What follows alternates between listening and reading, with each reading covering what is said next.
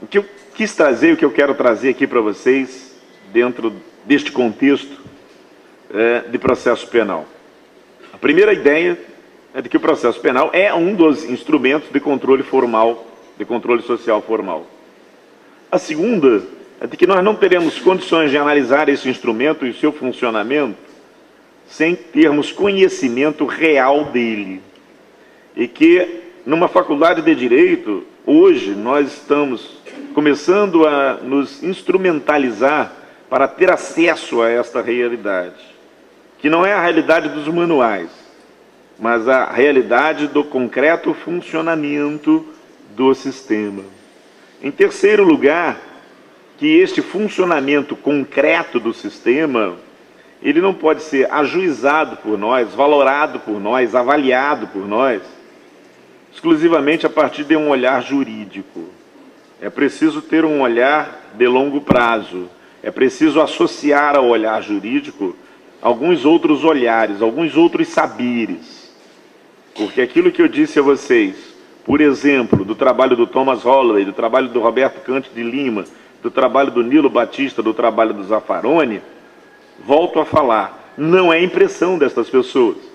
Decorre de muito suor, decorre do desenvolvimento de técnicas apuradas nestas áreas específicas da história, da antropologia, da sociologia, da filosofia, todas aquelas matérias horríveis do primeiro período, que vocês torcem para passar para chegar logo prática forense, que aí sim você se sente na faculdade de Direito. Quando você está estudando teoria do direito, o cara fica falando de teoria dos sistemas para você, sabe o que eu estou fazendo aqui?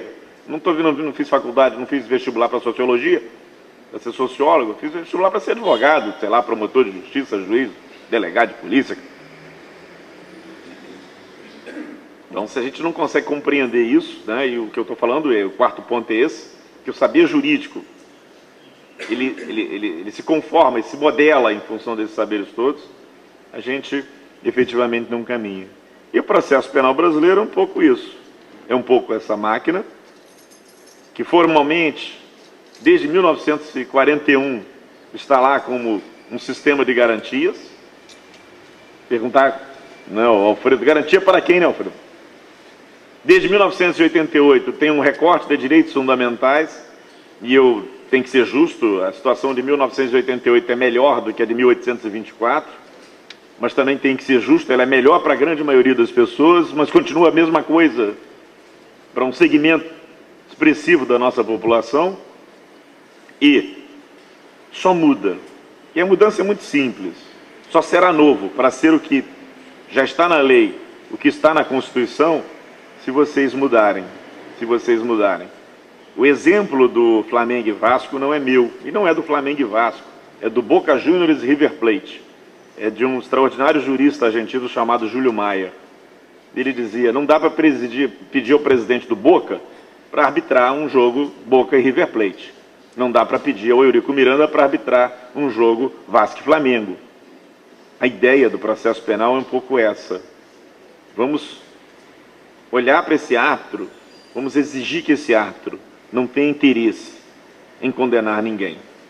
Quem sabe aí haverá legitimação neste ato tão duro que é o ato de condenar.